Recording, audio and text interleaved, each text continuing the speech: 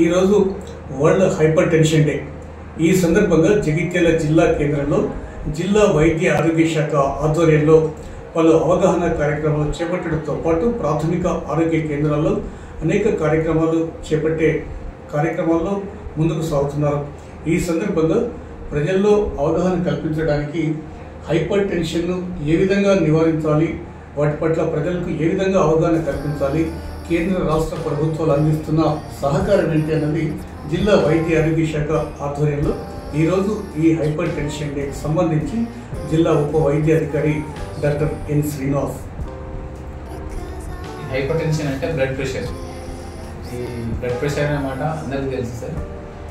మెయిన్గా ఇది అందరికీ ఉంటుంది. బ్లడ్ ప్రెషర్ అనేది కావాలి అంటే, కాకపోతే ఒక రేంజ్లో ఉండాలి. బ్లడ్ ప్రెషర్ అనేది, బ్లడ్ ప్రెషర్ లేనప్పుడు మనకు సర్క్యులేషన్ సిస్టమ్ అనేది లేదు. కాకపోతే ఏంటంటే ఆ బ్లడ్ ప్రెషర్ అనేది ఒక రేంజ్లో ఉండాలి. ఎక్కువైన కొద్దీ బాడీకి డ్యామేజ్ అయ్యే అవకాశాలు ఎక్కువ ఉంటాయి. ఈ కామన్గా అధిక బ్లడ్ ప్రెషర్ రావడానికి ఏంటంటే మన బీపీ అనేది 140/90 అందరినీ రెగ్యులర్ చెక్ చేస్తుంటారు. ఎప్పుడైతే 140/90 ఉన్న తర్వాత క్లియర్ కట్గా హైపర్ టెన్షన్. కానీ మనం జాగ్రత్త పడాల్సింది 130 ఎప్పుడైతే స్టార్ట్ అవుతుందో అప్పుడే మనం అలర్ట్ కావాలి. అది ప్రీ హైపర్టెన్సివ్ ఫేజ్. అది ముందు నుంచే మనం 130 వచ్చిన తర్వాత అప్పుడే మనం జాగ్రత్త పడాలి. 130 సిస్టోలిక్ ఉన్నా, 90 డయాస్టోలిక్ కన్నా కొంచెం ఎక్కువ ఉన్నా కూడా మనము అలర్ట్ కావాల్సిన అవసరం ఉంది. అంటే ప్రధానంగా ఈ హైపర్ టెన్షన్ అనేది ఏ వయసు వరకు వస్తుంది, దేంతో వస్తుంది? ఎక్కువగా ఇది వచ్చేదన్న 30 ఏళ్ళ వయసు దాటిన వయసు వాళ్ళకి ఈ హైపర్ టెన్షన్ అనేది వస్తుంది. ఇందులో 2 కారణాలు ఉంటాయండి. ఒకటి ఏంటంటే మనకు జెనెటిక్ రీజన్స్, అంటే మనిషి జన్యు పరంగా కూడా మన జెనెటిక్ ఉంటుంది. సెకండ్ కారణం ఏంటంటే 30-35 మనం మాట్లాడుకోవడానికి మెయిన్ రీజన్ ఏంటంటే మన వయసు ఒక 30-35 దాటిన తర్వాత ఈ రక్తనాళాలు అనేది కొంచెం హార్డ్ అవుతుంది. ఆర్టీరియోస్క్లెరోసిస్ కొంచెం గట్టి పడుతూ ఉంటుంది. గట్టి పడిన తర్వాత ఆటోమేటిక్గా ప్రెషర్ అనేది పెరుగుతూ ఉంటుంది. సో చిన్నప్పుడు ఉండే ప్రెషర్ పెద్ద అయిన తర్వాత అంత సేమ్ అంత ఉండదు. చిన్న పిల్లలకి మనకు 80-90, సపోజ్ 10 years పిల్లలకు తీసుకుంటే 60-70-80 అట్లా ఉంటుంది. సో వయసు పెరిగిన కొద్దీ ఆటోమేటిక్గా బ్లడ్ ప్రెషర్ పెరగదు అనేది నార్మల్.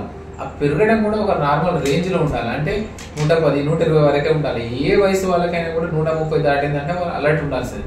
190 అంటే డెఫినెట్గా మందులు స్టార్ట్ చేయాల్సింది. 190-140. అంటే ఈ హైపర్ టెన్షన్ నివారణ కోసం అటు కేంద్ర రాష్ట్ర ప్రభుత్వాలు అందిస్తున్న సహకారాలు, అంటే పేద వర్గాల వారికి సమాజంలో అంటే కేంద్ర రాష్ట్ర ప్రభుత్వాలు ఆరోగ్యపరంగా వారికి పూర్తి సహకారం ప్రభుత్వ పరంగా అందించాలన్న ఒక లక్ష్యంతో ముందుకు సాగుతున్న తరుణంలో జగిత్యాల జిల్లా వైద్య ఆరోగ్య శాఖ ఆధ్వర్యంలో చేపడుతున్న పలు అవగాహన కార్యక్రమాల పట్ల ప్రజల్లో ఈ ప్రభుత్వ వైద్య రంగం పట్ల నమ్మకం కుదురుతుంది. ఈ నేపథ్యంలో ఈ హైపర్ టెన్షన్కి సంబంధించి జిల్లాలో మీరు అంటే నిర్వహించిన కార్యక్రమాల వల్ల సుమారు ఎంతమంది రిజిస్టర్ కాగలిగారు? ఈ హైపర్ టెన్షన్ సంబంధించి మేము 2 సార్లు సర్వే చేయడం జరిగింది. ఈ సర్వేలో మనకు సుమారుగా 76,000 మంది హైపర్ టెన్షన్ పేషెంట్ ఐడెంటిఫై చేసింది. ఇందులో మనకు ప్రభుత్వంలో 36,000 మంది, ప్రైవేట్లో మనకు 39,000 వరకు కూడా మనకు మందులు వాడుతూ ఉన్నారు. ఒకప్పుడు ఈ శాతం అనేది ఆల్మోస్ట్ 76,000లో 70,000 మంది బయటనే మన ప్రైవేట్లో వాడేవాళ్ళు. ఇప్పుడు మనం ఆ పర్సెంటేజ్ అనేది మనం తగ్గించేయగలిగినాము. చాలా మంది మనకు ప్రభుత్వం ఇచ్చే మెడిసిన్స్ని, మనం చేసే హౌస్ టు హౌస్ సర్వే, మన ఏఎన్ఎం ఆశా మెడికల్ ఆఫీసర్ సేవల వల్ల డెఫినెట్గా మనకు ప్రభుత్వం వైపు వాళ్ళు రావడం జరిగింది. సుమారుగా 50% 50 గవర్నమెంట్ అయితే 50 ప్రైవేట్. ముందు అలా ఇంకా పర్సెంటేజ్ గవర్నమెంట్ పర్సెంటేజ్ పెరిగే అవకాశాలు చాలా ఉన్నాయి.